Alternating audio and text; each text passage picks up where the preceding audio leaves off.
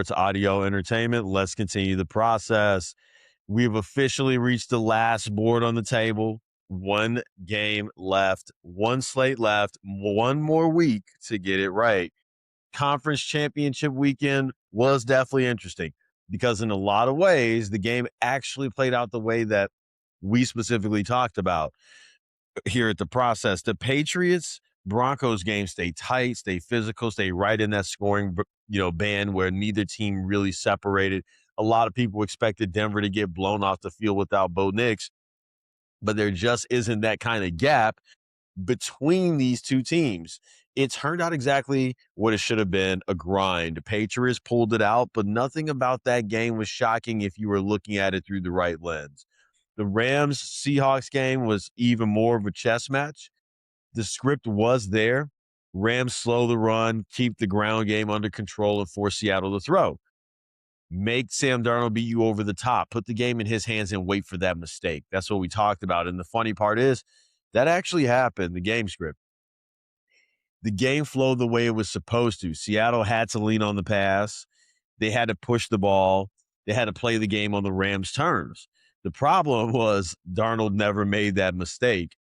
He just sat back there comfortable, clean, and in rhythm. No panic throws, no forced balls, no what is you doing, baby? And when that happens, the whole defensive plan kind of stalls out because the thing you were waiting for never arrives. So at that point, it stops being about scheme and starts being about personnel.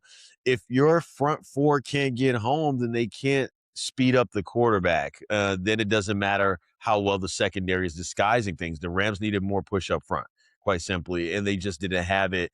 That's the difference between a good game plan and a game-changing moment. So from a betting perspective, the process held up last week.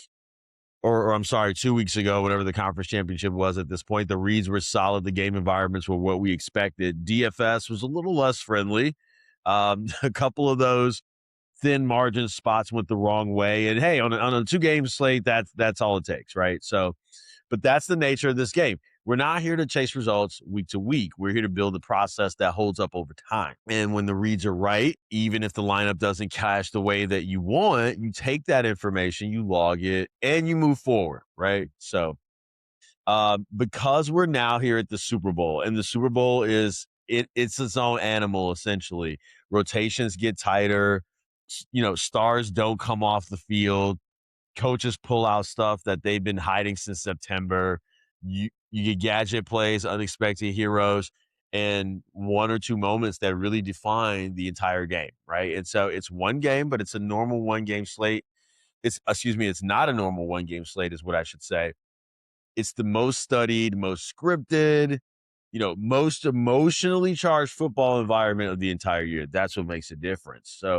So before we dive into the matchups, before we talk salary, before we talk ownership and lineup paths, let's get the brain warmed up. And we're going to do that by starting with Would You Rather. So our Would You Rather Super Bowl edition will ease us right into the slate. And, it's one game, condensed player pool, everybody watching the same matchups. Everybody landed on the same obvious plays. So, this is where roster construction becomes psychology more than football this week. So first one, would you rather Cooper Kupp or Trevion Henderson? For me, this comes down to how this game is likely to be played. Seattle is just too disciplined against the run. They don't give up those easy chunk plays, and they're very comfortable forcing you to beat them through the air. So when I look at Henderson, I see a player who probably needs efficiency to get there, and that's not a great bet against this front.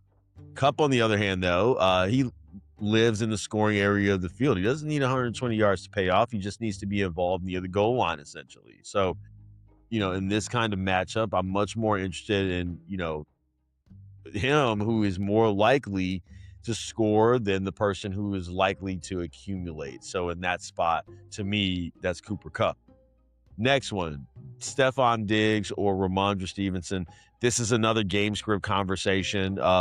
If New England ends up chasing, which feels very realistic in this matchup, that naturally pushes volume towards the passing game. And when the volume shifts that way, the wide receiver with the most natural scoring upside is Diggs, essentially. Stevenson is talented, no question, but this is not the type of defense, in terms of the front that you want to be running into all game. Much like Henderson in the previous question, he's in a spot where efficiency is going to be hard to come by. So I'm going to take Diggs here, especially with the expectation that Patriots going to have to throw more than they like. Next up, Hunter Henry or Mac Hollins this week. This is one of those classic, floor versus ceiling conversations. Hollins' path to paying off is pretty straightforward. He probably needs a touchdown. That's the bet you're making. And if he doesn't find the end zone, it can get pretty thin pretty quickly. So Henry, meanwhile, sits higher in the offensive pecking order. He's more likely to see consistent targets, more likely to be involved in the structure of the offense. And that usually translates to a higher floor. So in a cashed out mindset, I'd take Henry. In tournaments, though, you can absolutely justify Hollins because if he scores once or twice, dare I say, that's the kind of swing that decides a one-game slate. But if you're asking me straight up, I'm leaning Hunter Henry for the stability. Next up, Austin Hooper or Rashid Shaheed. And this is where things get interesting for me this week because these are exactly the type of players that end up deciding Super Bowl slates. Mid-tier, low-O, not the first names people click. But if they find the end zone, suddenly your lineup looks very different from everyone else's, right? So Hooper is the type who can quietly catch a handful of passes and pay off his salary. Shaheed, though, brings that explosive element. He can score on offense. He can score on special teams. And that kind of multi-path upside is very valuable in a one-game environment. So between the two, I'm going to lean Shaheed. The opportunity for a big slate-altering play just feels more real with him. Next up, Kayshon Boutte or A.J. Barner. This one's about death and reality than anything else. Boutte has at least a path to being involved if the Patriots are throwing. Barner sits further down the totem pole. And in a game where snaps and targets are so condensed toward the top options, it's hard to project meaningful involvement for him. So I'm going to take Boutte here simply because the path to opportunity is much clearer. Next up, George Holani or Demario Douglas. Again, we're back to game environment.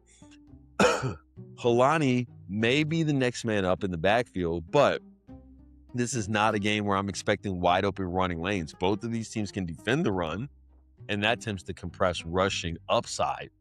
Douglas, meanwhile, has the kind of role that can turn into targets, yards after the catch, and potentially a touchdown. His ceiling is much more interesting, we should say, in this type of script. So give me Demario Douglas in that spot. Now, a couple of these next ones are a little messy. You see them on the screen here. Some cross game questions that shouldn't even be in the Super Bowl slate. I'm wondering why these people are even asking these questions. So we'll skip the noise and stick to the relevant ones. Basically, Trevion Henderson or Rashid Shaheed. I'm going back to the same logic as before, y'all. Henderson needs ground efficiency against a defense that doesn't really give it up. Shaheed has multiple ways to get there, though. Deep shot, broken play, special teams return. In a one-game slate, I'm almost always going to lean toward the player with more paths to a spike week. So, again, I'm going to take Shaheed. Next up, Derek Young or George Holani. Both of these guys are deeper in the rotation, but if I have to choose, I'd rather take the running back who might stumble into touches than the wide receiver who's buried on the depth chart and needs a very specific game script to matter. So in this case, I'm going to lean Holani. And finally, would you rather this week take Cooper Kupp or A.J. Barner? This was pretty straightforward. Kupp is the primary option with real touchdown equity. Barner is fighting for scraps in the target tree. In a Super Bowl, you want access to the plays that can actually decide the game. So give me Cooper Kupp without much hesitation there. But that's going to do it for Would You Rather for this week. Couple of strange prompts mixed in there. Not sure who slipped those into the system during Super Bowl week, but we navigated it.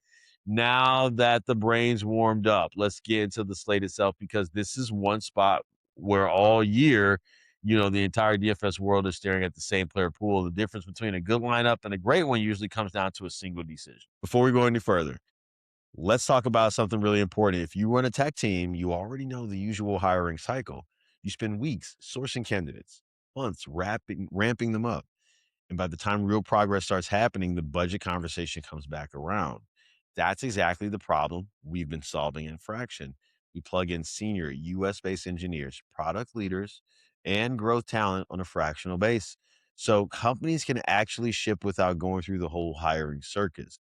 But the bigger update is this: we just rolled out income based pricing. So instead of paying for time or headcount or hoping velocity improves, you pay for features that actually get built and shipped, real deliverables, real progress, real accountability. If the work doesn't get done, you're not stuck paying for empty hours. It aligns incentives the way they probably should have been aligned all along. If that sounds interesting, just check out the overview at hirefraction.com or reach out and we'll walk you through how it works. All right, back to the slate here. And that means it's time to hop into a little bit of reload with our Super Bowl edition. This week, reloads means something a little bit different because there's no late slate swap, no second slate. No, we'll get it back in the afternoons. This is it. One game, one board, one shot. Super Bowl Seahawks and Patriots out in Santa Clara. Seattle laying about 4.5 total, sitting in the mid 40s. And when I look at this matchup, the first thing that jumps out is pretty simple. I think Seattle is just a better football team, not by some massive, unstoppable margin, but enough where over 4 quarters, the differences start to show up. They're more explosive, they're more efficient, and they've been more consistent across the season. If you look at the 2025 numbers, Seattle finished the year in the top 10 in both yards per play and explosive pass rate. They were moving the ball at over 5.8 yards per snap, and they were one of the more efficient early down passing teams in the league. That matters in a game like this because it means they don't have to play from behind the chains. They can stay ahead of schedule and force the defense into uncomfortable spots. So New England, on the other hand, has lived a much tighter, more volatile existence. If I'm going to be kind about it, they were bottom half of the league in total offense, under 5.3 yards per play. And a lot of their games were decided by field position, turnovers, and situational football rather than sustained drives. Now, the reason this isn't a total mismatch is because the Patriots are still tough. They're still physical, and they've kept games close all year. They were top 10 in red zone defense and top 10 in rushing yards allowed. You just don't walk into their building and bully them. But the injury news does matter here for this game. So to turn there for a second for Seattle, the big one is rookie safety Nick Emanwari. Rolled ankle in practice, missed a session, says he feels fine. And, if he plays, that's huge because he's one of the stabilizers in the middle of that defense, a true center field presence who can erase mistakes and punish crossing routes, essentially. If he's limited or ineffective, though, that changes the math for New England's passing game. Suddenly, those in-breaking routes to Diggs, those seam shots to Hunter Henry, those little timing throws over the middle, those become much more realistic in this environment. And so for the Patriots, that team already leans on Drake May's arm all year long. That's not a small shift for this type of a team. Basically, May finished the season near the top third of the league in passing attempts per game. And even with the turnovers, they never really took the ball out of his hands, right? So Harold, I guess he's going to throw is what I mean to say. That's just who they are. Now, on the other side of the ball, though, the Patriots had their own issue. Harold Landry's knee, that's what I was thinking about. He went from limited to not practicing. And if that's, an issue, if he's not right, that's a big problem against the Seattle offense because Landry is one of the few guys that they have who can consistently win off the edge and disrupt the quarterback. So, when you're playing a team like Seattle, pressure is not optimal because if you let their quarterback sit back there clean, then the numbers tell the story. Seattle's passing attack was top 8 in success rate when kept clean, but dropped dramatically when pressured, right? So they're efficient when comfortable, much less so when the pocket starts collapsing. So this game, more than anything, is about the trenches. Can New England generate pressure without blitzing, right? Is Landry going to play? Can Seattle's front four force Drake Maye into the mistakes we've seen all season? Because turnovers are the one thing that can keep this one close. Seattle, for all their strengths, have been a little loose with the football on the other side of it. They finished the season in the bottom third of the league in turnover margin. Fumbles, tipped, interceptions, you name it. And that's the door New England needs to walk through if they're going to hang around. From a fantasy perspective, though, the structure is pretty clear. New England is likely to throw, Seattle is likely to control the game. That keeps Drake May in play automatically. It's a one-game slate, two quarterbacks, and he has the kind of volume profile that can get there even in the loss. But the turnovers are always lurking in the background, and that's part of the equation, right? At the skill positions, though, you start looking for where the Patriots can actually have success. Okay, Hunter Henry stands out because tight ends have been one of the softer spots in the Seattle defense. He's a natural safety valve, especially if May is under pressure. Austin Hooper, as the second tight end, is the kind of cheap touchdown or bust play that swings a slate if he finds the end zone, essentially, right? So if you want to get a little uncomfortable, you can take a shot on Kayshon Boutte, not a high floor play, but in a one-game environment, you're not looking for 8 safe points. You're looking for the guy who catches a 35-yard touchdown that nobody else rostered. Now, on the Seattle side, to ping pong back, it's more about how they apply pressure to New England. The Patriots have been strong against the run all season, top 10 in yards allowed per carry, so this may not be a smash spot for Kenneth Walker from a pure efficiency standpoint, but in a projected winning script, he still has volume and touchdown equity, and that always keeps him relevant. In the passing game, though, that's where the real leverage lies. Jackson Smith-Njigba has been almost impossible to slow down. He's finished the year with one of the highest target shares on the team and he was near the top of the league in yards after the catch among primary slot receivers. So he's the kind of player who doesn't need a broken coverage. He just needs the ball in space. And then, you look at the ancillary pieces from there. Rashid Shaheed is probably the one that keeps popping up for me. New England has actually been very good at special teams coverage. One of the lowest kick return yardage totals allowed all year, but that doesn't mean they're immune to the big play. It just means it hasn't happened yet, right? And Shaheed is exactly the type of player who only needs one crease. So one missed tackle, one angle taken too aggressively, and suddenly you've got this 70-yard touchdown that flips the entire slate upside down. And that's the kind of leverage play you look for in the Super Bowl DFS build. Not the guy who gets 6 points, the guy who gets one play that nobody else had. That's what we want. So when I zoom out, this really comes down to a simple question of, how does Seattle win this football game for me? And to me, it's not complicated. They're more explosive. They're more efficient. And unless turnovers swing the script, they should be able to control the flow of the game. New England can keep it close with discipline, with field position, with a timely takeover or two, or takeaway, I should say. But over 4 quarters, I just trust Seattle's offense to create more high volume plays.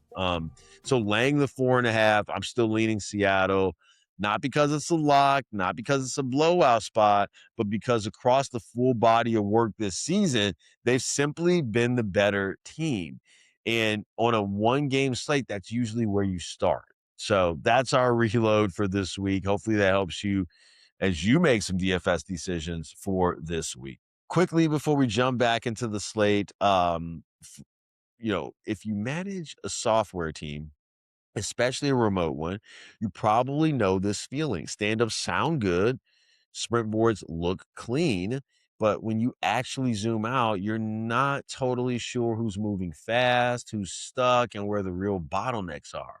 That's exactly why we built DevHawk. DevHawk is an AI productivity layer that plugs right into your existing tools. So your Jira, your GitHub, your Slack, and just gives you real visibility into how work is actually getting done. Not just tickets moved, not just hours logged, real output. It shows you who's shipping, who's blocked, where velocity is shipping, and what's about to become a problem before it hits your deadline. It's like having an extra engineer manager in the room, but one that never sleeps or takes a break, right? Or misses a stand-up or actually reads, and one who actually reads every single commit. And the best part, right now, it's completely free to try. No long sales cycles, no contracts, just plug in and see what it tells you about your team. If you're running a distributed dev team and you want more clarity, more accountability, and fewer surprises, just head over to devhawk.ai and spin it up. All right, back to our Super Bowl slate here. So let's talk DFS. This is where the Super Bowl really becomes its own game inside the game. If you're new to these one game contests, the format is simple, but very different from a normal slate. You've got one captain spot and then 5 flex spots. Whoever you put in that captain slot gets a 1.5x fantasy point multiplier. So that's important to note. But their salary also jumps about 1.5x too. So if a player normally costs, say, $6,000, they might cost around $9,000 in the captain spot. You're paying more for the ceiling, but you're also getting the scoring boost. And that one decision, who you put in the captain, usually decides the entire slate. Because if you pick the right captain, the rest of the lineup tends to fall into place. If you pick the wrong captain, it almost doesn't matter who else you pick, right? So let's walk through the builds this week, and most importantly, the logic behind them. We've got a couple of different ways you might attack this. So cash game build, Shaheed at captain. The main cash game lineup this week for me has Rashid Shaheed in that captain spot. Now, normally in cash, people just click the most expensive, obvious player and call it a day a lot of times, right? But on a one game slate, safety doesn't always mean most expensive. Times it means the player with the most paths to a big score. So hear me out. He is priced in that mid range, around the 6K range in the flex, which puts him in the upper 9K range in this captain slot. That price is important though because it lets you still afford both quarterbacks and other core pieces. And the reason he's at captain is simple. He can score on offense. He can score on special teams. He can pay off the slot in a single play. Seattle was one of the more explosive passing teams in the league this year, top 10 in explosive passing rate. And Shaheed fits right into that identity. He doesn't need 10 catches. He needs one really big moment. And around him, the build is very volume oriented. You've got both quarterbacks, Darnold around 10K range and Maye around 11, because quarterback points are the closest thing to a stable floor in these environments. So you're going to play them both. Then you bring in Jackson Smith and Jigba, who's one of the most expensive skill players on the slate at over 11K in the flex. He led the Seattle passing game in volume and yards after catch. And if Seattle is controlling the game, he's very likely part of the scoring. On the New England side, you've got Hunter Henry at about 7K and Austin Hooper down at 2K range. That's a classic one game slate move right there, by the way. Pairing the primary tight end with the Chiefs secondary one, because both benefit from short yardage areas if the Patriots happen to be chasing, like I think they will. So that lineup is telling a pretty simple story. Seattle controls the game, New England throws to keep up, and Shaheed is one explosive play that pushes him into the optimal captain spot. Uh, Tournament builds. So, with Walker as captain, the next lineup flips the script a bit and puts Kenneth Walker up there. Walker is one of the most expensive running backs on the slate. In the flex, he's around a high 9K range, which puts him into the mid 14K range at captain. So this is a lineup that's making a very clear bet. Seattle leads. Seattle leans on the run. Walker gets touchdown volume. You pair him with Seattle's defense at around 4K, which reinforces that same game script. If the defense is creating pressure or turnovers, that usually means more short fields and more rushing opportunities. Then you keep still going. Then you still keep Darnold and Smith and Jigba in the flex, because even in those run leaning, win scenarios, Seattle's passing game is still likely to produce at least one scoring drive. And you round it out with cheaper Patriots pass catchers like Hollins, assuming, throwing late to try to catch up. The lineup there is very straightforward. Seattle leads, defense and run game benefit. Walker is the centerpiece. Tournament build for Drake Maye as captain. We have this lineup here, and this one tells the exact opposite story. Maye is around 11K in the flex, which pushes him into the mid 16K range at captain. So now you're paying up for quarterback volume and hoping the game script pushes him there. The lineup stacks him with multiple Patriots receivers. So Diggs, Douglas, and Booty. That's what I did there. All at different price tiers. Diggs is in the mid 8K range, Douglas down around 3K, and Booty in that mid 5K zone. That's a classic passing stack build. If Maye is the optimal captain, it almost certainly means his receivers got there too. So just being logical. And if you keep Smith and Jigba and Shaheed on the Seattle side, because even if New England is pushing the pace, Seattle is likely scoring in response, is what you're betting on there. So that lineup is saying the game is closer than expected. New England throws a ton. May ends up as one of the higher scorers on the slate.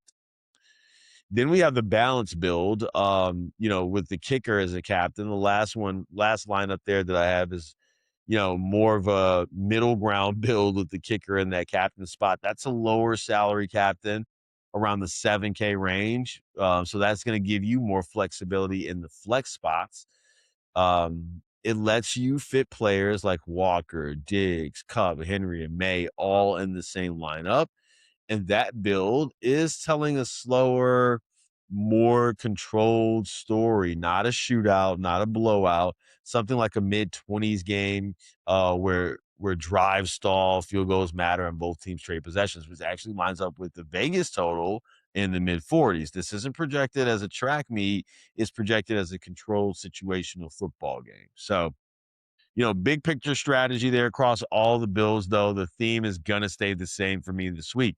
Seattle has the more efficient offense this year, top 10 in yards per play, top 10 in explosive pass rate. New England was bottom half of the league in total offense and relied heavily on turnovers and short fields. So most of these lineups still assume Seattle is in control of the game. The Patriot pieces are mostly volume bets, players who benefit from negative game script and extra passing attempts. And that's really the whole slate in a nutshell. If Seattle wins comfortably, you want Walker in the defense. If it's competitive, you want quarterbacks and pass catchers, period.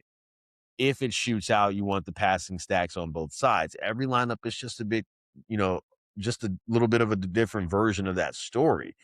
But the cash build, the one with Shaheed captain, is built around a simple idea. On a one-game slate, sometimes the safest play is the guy who only needs one play to win it. And that's usually how the Super Bowl is decided anyway. So that is that for this week. And guys, that really only leaves us with one spot left, and that is the housekeeping for this week. We got some Super Bowl bets here. I can get those on the screen for you. And so we'll round it out with a little housekeeping and talk through these bets, because this is the part where we take everything we've talked about, the scripts, the matchups, the tendencies, and translate it into actual positions and hopefully, dollar signs. And as always, we're not talking about this like some giant all or nothing parlay ticket. This is not the spirit of the show. That's not the spirit of the process. These are individual plays, individual options on how the game is likely to unfold. You stack up your winnings on your own, right? Don't parlay. Some safer, some a little more aggressive, but all rooted in the same core logic. We're trying to have fun, stay sharp, and make decisions that make sense over time. So let's walk through them. The first one is Seattle on the spread, laying the points. And this really just comes back to everything we've talked about all episode over the course of the season. Seattle has simply been the more efficient offense. They've generated more explosive plays, stayed ahead of the chains more consistently, and forced opponents into uncomfortable game scripts. So New England, meanwhile, has lived in those tight situational games, short fields, turnovers, defensive stands. That's been their formula, and it can work, but it also leaves very little margin for error, especially against a team that can score so quickly. So this game, if it plays out the way the numbers suggest, Seattle would be able to separate at some point, not necessarily a blowout, not some 35-10 type of outcome, but enough control over 4 quarters to control the number, or to cover the number, I should say. Next up, we've got a couple of player props that follow the same logic. Jackson Smith and Jigba to score a touchdown. This is really about role and usage. JSN has been one of the most reliable target earners in the offense, especially in the middle of the field and in the red zone. He's not just a volume guy. He's a high leverage target. When Seattle needs a conversion or a scoring play, he's often a part of the design. And in a game where we expect Seattle to, move the ball more consistently, it just makes sense to back one of their primary weapons to find the end zone. Then there's Kenneth Walker to score a touchdown. And again, this is a game script bet. If Seattle's playing from ahead or even just controlling the space, Walker is the most likely to finish those drives. He's their primary red zone back. And even in tougher rushing matchups, touchdown equity is what matters most. He doesn't need 120 yards to pay this one off. He needs one drive that ends in the one on the five, that ends on the 5 yard line. Now, on the New England side, the main position is Stephon Diggs over his receiving yards. This is more of a volume and matchup play. If the Patriots are chasing, which is what most of the scripts suggest, the ball is going to be in Drake May's hands. And those targets have to go somewhere. Diggs is the most natural candidate for that volume. He works the intermediate areas of the field. He's comfortable against zone. And if that Seattle safety situation is even slightly compromised, those in breaking routes become more attractive all game long. So even in a loss, he can get there on targets alone.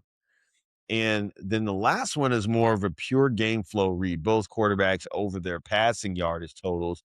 This is one of those spots where the structure of the game sets it up. Seattle is efficient enough to move the ball through the air, and New England is likely to throw more as the game progresses. You don't need a shootout for both quarterbacks to clear those numbers.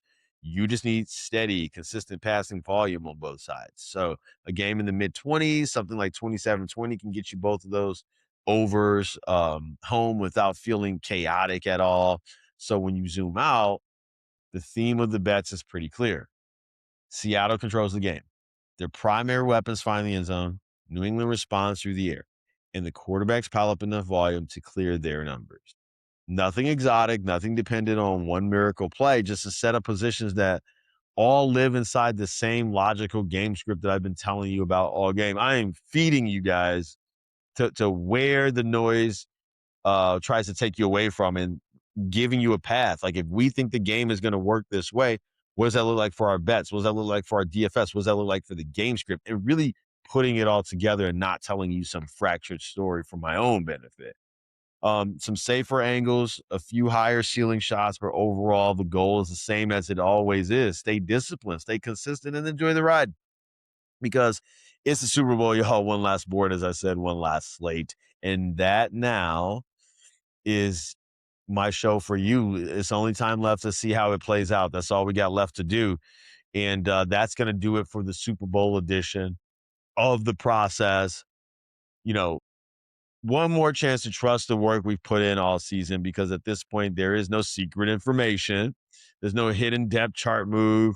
There's no late swap to bail you out. It's just the matchup, the tendencies and numbers, and the story you believe the game is going to tell. If Seattle controls it, you know where the points are likely coming from. If New England keeps it close, you know what that game script looks like too. Everything we've talked about today fits inside those paths. No guesswork, no desperation clicks, just clean bills, logical bets, and a clear read on how this thing might unfold. So enjoy the game, enjoy the slate, enjoy your Super Bowl parties, eat some yummy stuff. And most importantly, enjoy the process, because the results will come and go, but the process is what keeps you in the game. I'm Ralph. This is Tiger Bomb Sports Audio Entertainment, and this has been The Process. This is where we learn, scout, win, and repeat.